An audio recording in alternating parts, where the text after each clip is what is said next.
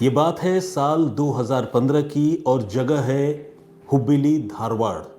आप लोगों ने नाम ज़रूर सुना होगा। कर्नाटका में ट्विन सिटी के नाम से या ट्विन सिटी के तौर पर इन दो शहरों को जाना जाना जाता है। दोनों आसपास अवस्थित हैं, स्थित हैं और इन्हीं शहरों की ये घटना है। हुबली शहर के बाहर आउटस्कर्ट्स में एक जगह है जिसका नाम है गब्बर क्रॉस। नाम भी अजीब सा है, GABBUR उसका स्पेलिंग है, तो मैंने तो गब्बर ही उसको रिट्रीव किया या समझा। तो गब्बर क्रॉस की जो लोकेलिटी है वो वहाँ पर एक सुनसान जगह पर एक खेत में लोगों को एक शत विशत लाश मिलती है।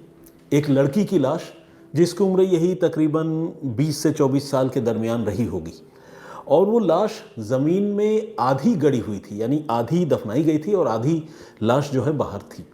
ऐसा तो कोई करता नहीं है, लेकिन शायद उस लाश को जिस तरह से दफनाया गया था उसे कुत्तों ने खोदकर आधा बाहर निकाल लिया था। यही वजह है कि लाश के बहुत सारे अंग जो हैं वो गायब थे। चेहरे को भी जानवरों ने बिल्कुल डिस्टॉर्ट कर दिया था, कुछ हिस्सा खा गए थे। तो किसी लड़की की या किसी ह्यूमन बीइंग की लाश की यह हालत देखना वो अपने आप में कितनी तकलीफदेह, कितनी पीड़ादायक चीज़ है, आप समझ सकते हैं। ये तारीख थी 30 मई 2015 की, जब लोगों की इस लाश पर नज़र पड़ी। अब जब लोगों ने ये देखा तो उन्हें ये समझते देर नहीं लगी कि मामला मर्डर का ही है, किसी ने लाश को यहाँ ठिकाने लगाया है, क्योंकि न तो वो जगह शमशान की थी न कब्रिस्तान की थी, बल्कि वो एक खेत वाली जगह थी जिस खेत में ये लाश दफनाई गई थी। अब आप पूछेंगे कि खेत थी तो वहाँ किसानों की आवाजाही होगी, किसानों ने देखा नहीं? तो इसका जवाब ये है कि उन दिनों वहाँ पर काफ़ी गर्मी पड़ रही थी, तो जिस रास्ते पर ये खेत मौजूद है उस रास्ते से आम तौर पर एक लॉन्ग रूट बनता है, तो लोग वहाँ बहुत ज़्यादा नहीं जाते हैं। वो जगह थोड़ा डेजर्टेड है, सुनसान ही पड़ा रहता है, तो वहाँ पर ये लाश दफनाई हुई थी। तो खैर, जब लोकल पुलिस को इसके बारे में जानकारी मिली तो लोकल पुलिस वहाँ फ़ौरन मौके पर पहुँची। पुलिस स्टेशन का नाम है कसाबा पेट। तो कसाबा पेट की जो पुलिस है वो वहाँ पर फ़ौरन पहुँची और पुलिस ने उस डेड बॉडी को देखा, गौर से उसका मुआयना किया और उसे पोस्टमार्टम के लिए भिजवा दिया गया। इसी के साथ पुलिस इस कोशिश में भी लग गई कि ये मरने वाली लड़की कौन है उसकी पहचान पता करनी है, क्योंकि जब तक उसकी पहचान पता नहीं होती तब तक इस मामले की तफ्तीश आगे नहीं बढ़ती। जब यही नहीं पता चलेगा कि मरने वाली कौन है तो फिर तफ्तीश क्या करेंगे? तो पुलिस इस कोशिश में लग गई और पुलिस पूरे आसपास के इलाके में जितने भी पुलिस स्टेशन हैं, या फिर आप ये कहें कि धारवाड़ और हुबली, ये दोनों शहरों में जितने थाने हैं और ग्रामीण इलाकों में थाने हैं, वहाँ पुलिस ने अपनी तरफ से मैसेज भिजवाया कि हमें एक 20-22 साल की लड़की की डेड बॉडी मिली है और जो बुरी तरह से ख़राब है, बुरी हालत में है, पहचानना मुश्किल है, तो हम उसकी आइडेंटिटी जानना चाहते हैं। अगर कोई इस एज ग्रुप की कोई लड़की की मिसिंग रिपोर्ट आपके आसपास के किसी थाने में दर्ज हुई है, आपके थाने में दर्ज हुई है, तो आप हमें बताइए। तो पुलिस की ये कोशिश चलती रही, लेकिन पुलिस की तरफ से कोई रिस्पॉन्स या पुलिस की तरफ से कोई जवाब नहीं मिला। शायद इस लड़की की गुमशुदगी की रिपोर्ट उसके घर वालों ने दर्ज नहीं कराई थी। क्यों नहीं दर्ज कराई थी, दिमाग में क्या था, ये घर वाले ही बेहतर जानते थे। हो सकता है कि घर वालों को शायद ऐसा लगता हो कि बेटी की गुमशुदगी की रिपोर्ट दर्ज कराएंगे तो बदनामी होगी, पता नहीं सच क्या था, लेकिन दर्ज नहीं हुई थी शायद रिपोर्ट। अब 30 तारीख को ये डेड बॉडी मिली थी, जैसा कि मैंने आपको बताया, 30 मई 2015। 11 जून 2015 को, यानी इसी साल, अगले महीने, इसी साल मतलब 2015 की बात कर रहा हूँ, मतलब 2025 की नहीं कर रहा हूँ, कहीं कन्फ्यूज़न ना हो, इसीलिए मैं क्लैरिफाई करना चाहता हूँ। तो खैर, अगले महीने 11 जून को एक शख्स ने पुलिस के पास अप्रोच किया। इस आदमी का नाम था गिरिमाला बिरादर। इस आदमी ने ये कहा कि वो मूल रूप से जो है वो विजयपुरा का रहने वाला है और उसकी फैमिली भी विजयपुरा की है, लेकिन उसकी बेटी जो है पिछले कुछ समय से गायब है, घर से गायब है, गुम हो गई है, लापता है। तो पुलिस वालों ने पूछा कि आपने कोई रिपोर्ट तो दर्ज कराई होगी अपनी बेटी की गुमशुदगी की? तो बोला कि नहीं साहब, हमने रिपोर्ट दर्ज नहीं कराया। क्यों नहीं दर्ज कराया? तो इसका उसके पिता ने, यानी वो जो गिरिमाला बिरादर है, उसने कोई क्लियर जवाब नहीं दिया। तो मुझे ऐसा लगता है कि शायद वही वजह रही होगी जिसका मैंने आप लोगों से जिक्र किया। शायद उनके परिवार को ऐसा लगता हो कि बेटी गायब हो गई है, अगर रिपोर्ट दर्ज कराएंगे तो बदनामी होगी, तो वो इस चीज़ से बचना चाह रहे होंगे। जो भी वजह हो, उन्होंने रिपोर्ट दर्ज नहीं कराई थी। उन्होंने बताया कि मेरी बेटी का नाम अर्पिता गिरिमाला बिरादर है और उसकी उम्र है 24 साल और वो university of agriculture science Bengaluru से वो पढ़ाई कर रही है। पुलिस को जब ये जानकारी मिली तो पुलिस को लगा कि भाई ये मतलब डेड बॉडी को देखकर ऑब्वियसली प्रोफाइल का एग्जैक्ट अंदाज़ा नहीं लगाया जा सकता है, लेकिन एज का अंदाज़ा लगाया जा सकता है और थोड़ा थोड़ा प्रोफाइल का भी अंदाज़ा लगाया जा सकता है, क्योंकि डेड बॉडी में कुछ ऐसी चीज़ें मौजूद थी जिसे देखकर पुलिस को लगा कि शायद ये लड़की जो है जिसकी डेड बॉडी मिली है वो इस आदमी की बेटी हो सकती है। ये क्यों, मैं आपको आगे बताऊँगा। तो पुलिस ने इस आदमी से कहा कि आपने रिपोर्ट तब तक दर्ज नहीं कराई, लेकिन जब आप आकर हमें बता रहे हैं, वो आदमी अपनी बेटी की तस्वीर भी लेकर आया था, तो एक बार चलिए आप हमारे पास, वो डेड बॉडी अभी भी है, हमने उसका अंतिम संस्कार नहीं किया है, पोस्टमार्टम हाउस में रखा है, आप एक बार देख लीजिए, कहीं ऐसा तो नहीं कि वो आपकी बेटी की ही लाश हो। है बहुत दुखद, लेकिन थोड़ा हिम्मत रखिए और चलिए। तो वो आदमी जो है पुलिस वालों के कहने पर लोकल हॉस्पिटल के पोस्टमार्टम हाउस में पहुंचा और वहाँ जैसे ही उसने उस डेड बॉडी को देखा वो बुरी तरह विचलित हो गया, दुखी हो गया। ये उसी की बेटी की लाश थी। अब सवाल ये है कि इस आदमी ने कैसे पहचाना होगा, क्योंकि चेहरा तो बिल्कुल ख़राब हो गया था, मैंने आपको बताया जानवरों ने नोच खाया था।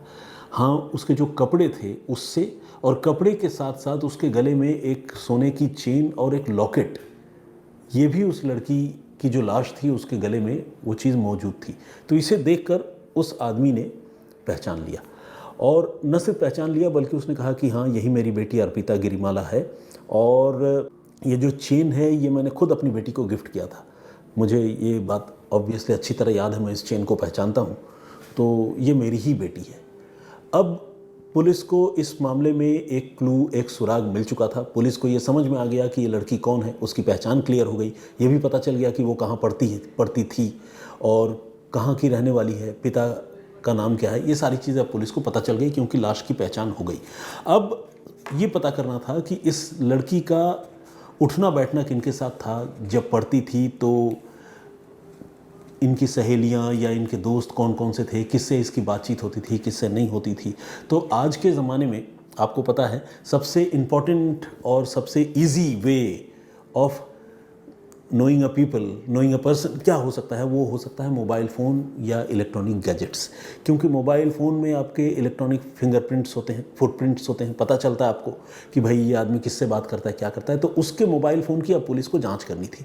लेकिन दिक्कत ये थी कि उस लड़की का मोबाइल फ़ोन न तो उसके कमरे में मिला जहाँ पर वो अपनी एक रूममेट के साथ रहती थी, और न ही उस मौका वारदात पर मिला जहाँ पर उसकी लाश दफनाई गई थी। आसपास के इलाके में पुलिस ने अच्छी तरह से सर्चिंग की, लेकिन मोबाइल फ़ोन नहीं मिला। तो जब मोबाइल फ़ोन नहीं मिला तो पुलिस वालों को थोड़ा झटका भी लगा। उनको लगा यार ये तो तफ्तीश में एक चैलेंज क्रिएट हो गया, क्योंकि अगर मोबाइल फ़ोन मिलता तो शायद जांच और रफ्तार से आगे बढ़ती। उस डिवाइस की जांच होने से बहुत सारी चीज़ें निकल कर सामने आ सकती थी। लेकिन अब मोबाइल फ़ोन मिला नहीं था तो इसका पुलिस के पास चारा तो कोई था नहीं, पुलिस को तफ्तीश करनी थी। तो पुलिस ने इस मामले में CDR यानी कॉल डिटेल रिकॉर्ड निकलवाई और ये देखने समझने की कोशिश की कि आखिर अर्पिता गिरिमाला बिरादर की किन किन से बात होती थी। तो पुलिस ने देखा कि उसके मोबाइल नंबरों में, मोबाइल फ़ोन में कई सारे नंबर्स थे जिनसे उनकी रेगुलर बात होती थी, लेकिन एक नंबर ऐसा था जिससे बातचीत की फ्रीक्वेंसी बहुत ज़्यादा थी और जिसमें मैसेजिंग यानी टेक्स्ट करने की भी फ्रीक्वेंसी बहुत ज़्यादा थी। अब ये नंबर किसका हो सकता है, पुलिस अब इसके बारे में पता लगाने लगी, और पुलिस ने जब उसके बारे में पता लगाया तो नाम आया एक नौजवान लड़के का, जिसकी उम्र वही तकरीबन 22-24 साल की थी जिस उम्र की ये लड़की थी। नौजवान लड़के का नाम था अरुण शिवलिंगप्पा पाटिल। अब ये कोई मामूली लड़का नहीं था, ये बेंगलुरु यूनिवर्सिटी का स्टूडेंट था, इस लड़की के साथ ही पढ़ता था, एग्रीकल्चर साइंस का ही स्टूडेंट था। लेकिन ये प्री ग्रेजुएट और पोस्ट ग्रेजुएट दोनों में ये गोल्ड मेडलिस्ट था, यानी पढ़ने लिखने के मामले में बहुत शार्प, बहुत तेज़ ये वो लड़का था। और साथ ही इन दिनों वो एग्रीकल्चर साइंस में ही जो है वो PhD कर रहा था, पढ़ाई कर रहा था PhD की, एक स्कॉलर था। तो आप समझ सकते हैं कि इस लड़के के पढ़ने लिखने का जो मामला था ना वो बिल्कुल ही अलग था। ये एक ख़ास बच्चा था, यह ख़ास नौजवान था जो काफ़ी मेरिटोरियस था। तो पुलिस को जब इसके बारे में जानकारी मिली तो पुलिस को लगा यार ये तो काफ़ी अच्छा लड़का है, पढ़ने लिखने वाला, इसका क्या इस मामले में रोल हो सकता है। लेकिन पुलिस को वेरीफाई तो करना ही था। तो पुलिस ने इस अरुण शिवलिंगप्पा पाटिल को पूछताछ के लिए बुलाया और पुलिस ने उससे कहा, क्या पूछ सकती थी पुलिस कि भाई तुम जानते हो नहीं जानते हो। उसने कहा हाँ साहब जानता हूँ। बोला कि कैसे जानते हो, कैसे रिलेशन तुम्हारा। बोला कि मेरी बेस्ट फ्रेंड थी, लेकिन हाँ हम लोगों के बीच में कुछ वैसा रिलेशन नहीं था जिसके बारे में आप हमसे पूछ रहे हैं, कोई लव अफेयर या इस तरह की कोई बात नहीं थी। लेकिन she was my best friend, बहुत अच्छी दोस्त थी और हमारी रोज़ तकरीबन बातचीत होती थी। अब पुलिस ने पूछा कि अच्छा ये बताओ 28 मई से 30 मई तक तुम कहाँ थे। जैसे ही इस लड़के ने ये सवाल सुना उसने कहा साहब मैं तो यूनिवर्सिटी में ही था, बेंगलुरु में मैं क्लास अटेंड कर रहा था। तो पुलिस ने पूछा कि मतलब पक्के तौर पर तुम कह रहे हो कि तुम क्लास अटेंड कर रहे थे। बोला हाँ साहब। इसके अलावा पुलिस ने उससे जो जो सवाल पूछे उन सारे सवालों का जवाब इस अरुण शिवलिंगप्पा पाटिल ने बहुत सधे हुए अंदाज में दिया, बहुत कॉन्फिडेंस के साथ दिया। पुलिस की आंखों में आंखें डालकर वो बातें कर रहा था। तो एक ऐसा आदमी जो ईमानदार हो या जिसने कोई अपराध को अंजाम न दिया हो वही इस तरह से बात कर सकता है। तो पुलिस जो है उसकी बातचीत से काफ़ी हद तक कन्विंस्ड थी कि इस लड़के का कम से कम मर्डर में रोल नहीं है। हो सकता है वो कुछ जानता हो या मतलब क्या जानता है क्या नहीं जानता ये बात की बात है, लेकिन कम से कम वो कातिल नहीं है। अगर कातिल होता तो डरता, बॉडी लैंग्वेज में कोई बात होती, सवालों पर लड़खड़ाता। और जैसा कि मैंने आपको कई बार बताया है कि पुलिस जब इस तरह के मामलों में इन्वेस्टिगेट करती है ना तो एक ही सवाल वो अलग अलग तरीके से बार बार पूछती है, ताकि अगर स्टोरी में कोई डिस्क्रिपेंसी आए, कोई ऊंच नीच हो, तो वो हर बार जब आदमी एक ही सवाल का जवाब देता है ना, तो अगर वो झूठ होती है कहानी तो उसमें कुछ ना कुछ फ़र्क आ जाता है। हाँ, सच्ची कहानी होती है तो उसमें कोई फ़र्क नहीं आता, क्योंकि फिर वो इंसान के दिमाग में इम्प्रिंट होता है। तो खैर इस मामले में पुलिस ने उससे कई बार पूछा और उसने हर बार बिल्कुल वही बातें, वही जवाब दिए जो सवाल पुलिस ने उससे पहली बार पूछे थे और जब उसने पहली बार जवाब दिया था। तो पुलिस एक तरह से उसको रूल आउट कर रही थी इस कत्ल के मामले में। लेकिन फिर भी रूल आउट करने से पहले पुलिस ने सोचा कि एक बार वेरीफाई तो कर लेना ज़रूरी है कि ये लड़का सच बोल रहा है या नहीं। खासकर उसके प्रेजेंस के मामले में हमें ये पता करना चाहिए कि उसकी मौजूदगी कहाँ पर थी 28 और 30 मई को। कहीं ऐसा तो नहीं कि हुबली में जहाँ डेड बॉडी मिली है वहीं उसकी मौजूदगी हो और वो हमसे झूठ बोल रहा हो। तो एक बार चेक करना ज़रूरी है। फिर से वही चेक करने के लिए वही तरीका, मोबाइल फ़ोन, कि भाई मोबाइल फ़ोन देखें, चेक करें ये कहाँ पर है मोबाइल फ़ोन। तो पुलिस ने जब मोबाइल फ़ोन की जांच की तो पता चला कि उसके मोबाइल फ़ोन की लोकेशन वाकई बेंगलुरु में यूनिवर्सिटी में थी। ये एक बहुत बड़ा एविडेंस था। कई बार होता यह है कि कातिल बहुत चालाक होते हैं, वो मोबाइल फ़ोन जो है वो स्विच ऑफ कर देते हैं। इस मामले में अरुण शिवलिंगप्पा पाटिल जो था उसका मोबाइल फ़ोन स्विच ऑफ भी नहीं था। तो ये एक बहुत बड़ा प्रमाण था कि अरुण जो है मौका वारदात के आसपास भी नहीं बल्कि दूर बेंगलुरु में था। ये एक साइबर एविडेंस था, ये कह सकते हैं। इसके साथ ही पुलिस ने सोचा कि फिजिकली भी पता करना ज़रूरी है कि ये वहाँ था कि नहीं। बोला कि अच्छा तुम बेंगलुरु में थे तो तुम क्लास भी अटेंड कर रहे होगे। बोला हाँ मैंने क्लास अटेंड किया, मुझे जहाँ तक याद है। पुलिस ने कहा ठीक है। पुलिस ने उससे कुछ नहीं कहा, लेकिन चुपचाप बड़ी खामोशी से पुलिस ने यूनिवर्सिटी एडमिनिस्ट्रेशन को अप्रोच किया और पता किया कि ये 28, 29, 30 मई को इसने क्लास वगैरह अटेंड किया था या नहीं। तो जब पुलिस ने चेक किया तो पुलिस को ये देखकर निश्चिंत हो गई पुलिस कि हाँ ये लड़का वाकई सच बोला है, क्योंकि अटेंडेंस बाकायदा उसकी दर्ज थी वहाँ पर। यानी वो बेंगलुरु में ही था, क्लास अटेंड कर रहा था। मोबाइल फ़ोन और रजिस्टर, अटेंडेंस रजिस्टर में बाकायदा उसका सिग्नेचर इस बात का एविडेंस था। अब पुलिस थोड़ी सोच में पड़ गई कि फिर इस मामले में कौन हो सकता है, क्योंकि फैमिली वाले तो मर्डर करेंगे नहीं, कोई ऐसा मतलब रॉबरी या मर्डर फॉर गेन वाली भी बात नहीं है, क्योंकि सोने की चेन उसकी डेड बॉडी पर पड़ी हुई है। अगर लूटपाट के लिए मर्डर हुआ होता तो सबसे पहले तो कातिल जो है वो सोने की चेन लूट कर जाता। सोने की चेन जब लाश के साथ पड़ी रही, ज़मीन में गड़ी रही, वो मिला पुलिस को, तो इसका मतलब लूटपाट इरादा नहीं हो सकता। पुलिस अब नए सिरे से दिमाग लगाने लगी। इस बीच कर्नाटक में एक बड़ी घटना हो गई। एम कलबुर्गी नाम के एक बड़े शख्स का, एक हस्ती का कत्ल हो गया। ये कन्नड़ा यूनिवर्सिटी के वाइस चांसलर थे। अब एक इतने बड़े इंसान का असैसिनेशन होना, कत्ल होना, ये पूरे कर्नाटक जो सूबा है उसको हिला गया। जितने पुलिस वाले अलग अलग मामलों की जांच कर रहे थे सबको डाइवर्ट कर दिया गया कि भैया कलबुर्गी साहब का जो कत्ल हुआ है उस मामले में आप लोग लीड ढूंढिए, इस मामले की तफ्तीश में आप लोग साथ दीजिए। पुलिस डिपार्टमेंट का ऑर्डर था, जो भी धाकड़ ऑफिसर्स थे, जो इन्वेस्टिगेटर थे, वो सारे कलबुर्गी के मर्डर की तफ्तीश में लग गए। तो इस तरह से ये जो मामले की तफ्तीश थी, इस लड़की के कत्ल की जो तफ्तीश थी, ये कुछ दिनों के लिए ढीली पड़ गई।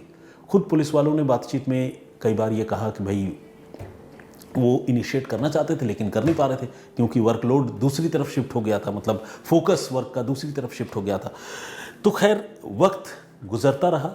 इसके बाद जब जैसे ही कलबुर्गी मर्डर केस से थोड़ा सा ये लोग फ्री हुए पुलिस वाले, तो उन्होंने फिर से इस केस को रिविजिट किया, और रिविजिट करके इस बार पुलिस ने ये तय किया कि वो एक बार और इस लड़के के मोबाइल फ़ोन और इलेक्ट्रॉनिक डिवाइसेस के जो भी डिटेल है उसको बड़ी गहराई से देखेगी। हालांकि पुलिस को लग रहा था कि ये कातिल नहीं है, लेकिन इंग्लिश में एक टर्म है, आप लोग जानते होंगे, होपिंग अगेंस्ट होप कहते हैं। कहने का मतलब ये कि वैसी जगह पर भी एक बार ट्राई करके देख लेना जहाँ से कुछ हासिल करने की उम्मीद ना हो, मतलब जहाँ से कुछ भी उम्मीद ना हो वहाँ पर भी उम्मीद पालना, होपिंग अगेंस्ट होप कहते हैं। तो इस मामले में पुलिस उसी थ्योरी पर चल रही थी। पुलिस ने सोचा कि एक बार और उसके मोबाइल फ़ोन की डिटेल वगैरह खंगालते हैं, देखते हैं। तो पुलिस ने जब इस बार उसके CDR की यानी कॉल डिटेल रिकॉर्ड की स्टडी करने की शुरुआत की, तो पुलिस ने एक ख़ास चीज़ नोटिस की। पुलिस ने यह देखा कि इस लड़के का अर्पिता गिरिमाला से रोज़ बात होती थी, मैसेजेस पे बात होती थी और बहुत फ्रीक्वेंटली बात होती थी। ये लड़का कभी भी उसका फ़ोन आता था तो वो मिस नहीं करता था, हमेशा उसका कॉल अटेंड करता था, दोनों के बीच में बातचीत होती थी। इससे दोनों की घनिष्ठता का पुलिस को अंदाज़ा लग रहा था और वो कबूल भी कर रहा था कि मेरी बेस्ट फ्रेंड थी। तो पुलिस ने जब देखा, उसके CDR की बड़ी गहराई से जांच की, तो पुलिस ने ये देखा कि उसके मोबाइल फ़ोन में जो बातचीत है वो 28 मई तक आखिरी बार उस लड़की से उसकी बातचीत हुई है। 28 मई के बाद न तो उसका मोबाइल पर कोई बातचीत हुई उस लड़की के साथ और नहीं कोई टेक्सटिंग यानी कोई मैसेज का एक्सचेंज हुआ। पुलिस को अब ये लगने लगा कि अगर डेड बॉडी मान लीजिए 30 को मिली है और कत्ल अगर मान लीजिए 29 को हुआ या 28 को हुआ, ये क्या इत्तेफाक है कि लड़के की बातचीत भी 28 तक ही हुई, उसके बाद बंद हो गया।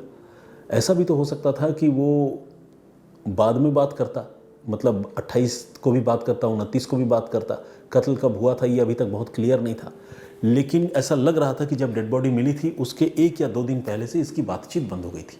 तो ये पुलिस को थोड़ा सस्पिशियस लगा। इसके बाद पुलिस ने उससे फिर से पूछताछ करने का फैसला किया और इसके अलावा पुलिस ने जो डेड बॉडी थी उससे कुछ फिंगरप्रिंट और DNA के एविडेंसेस भी पुलिस ने कलेक्ट किए थे।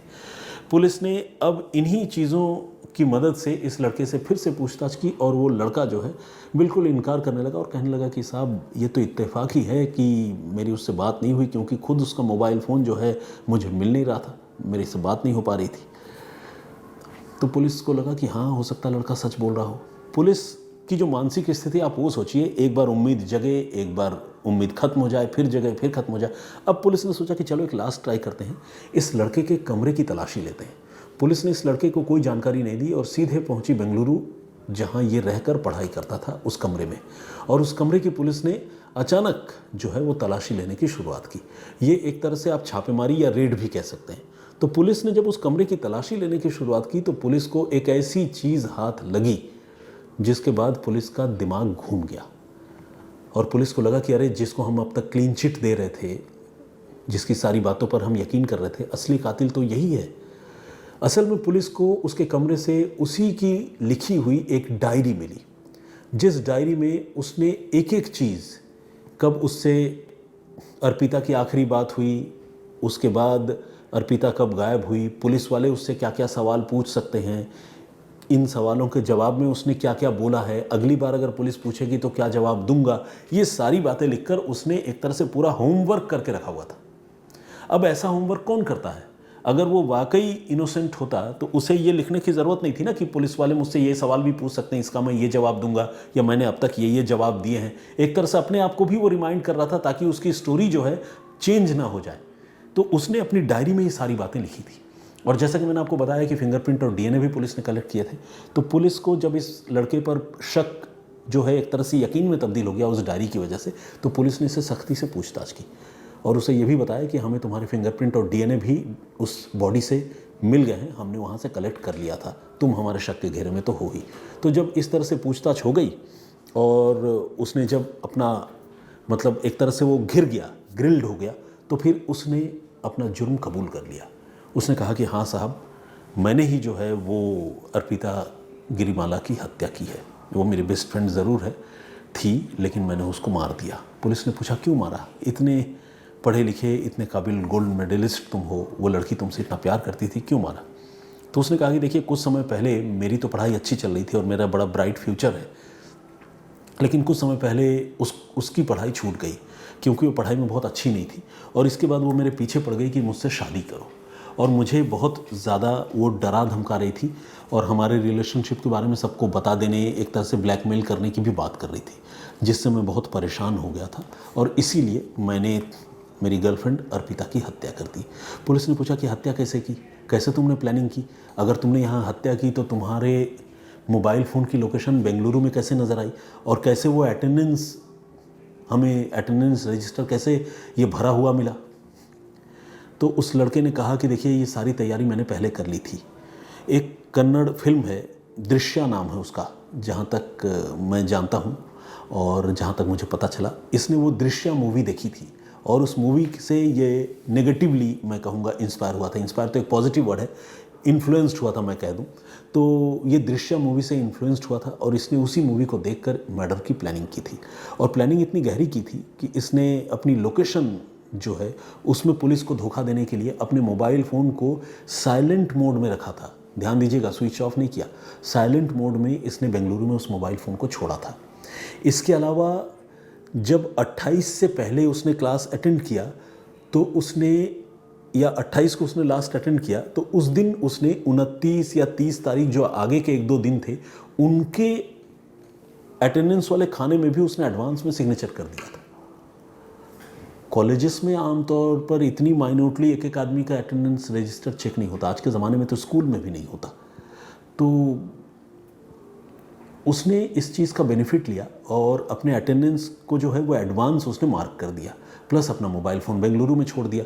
ये 2 उसने एविडेंस क्रिएट किए अपने बचाव में, और इसके बाद वो बेंगलुरु से चला और उसने अपनी गर्लफ्रेंड अर्पिता को हुबली में बुलाया और बेंगलुरु से उसने सरकारी बस ली, और अर्पिता को हुबली में एक ख़ास पॉइंट पर बुलाने के लिए उसने पब्लिक टेलीफोन बूथ का इस्तेमाल किया, वो भी उस टेलीफोन बूथ का जिसमें सिक्का डालते हैं, कॉइन डालते हैं, उस टेलीफोन बूथ का।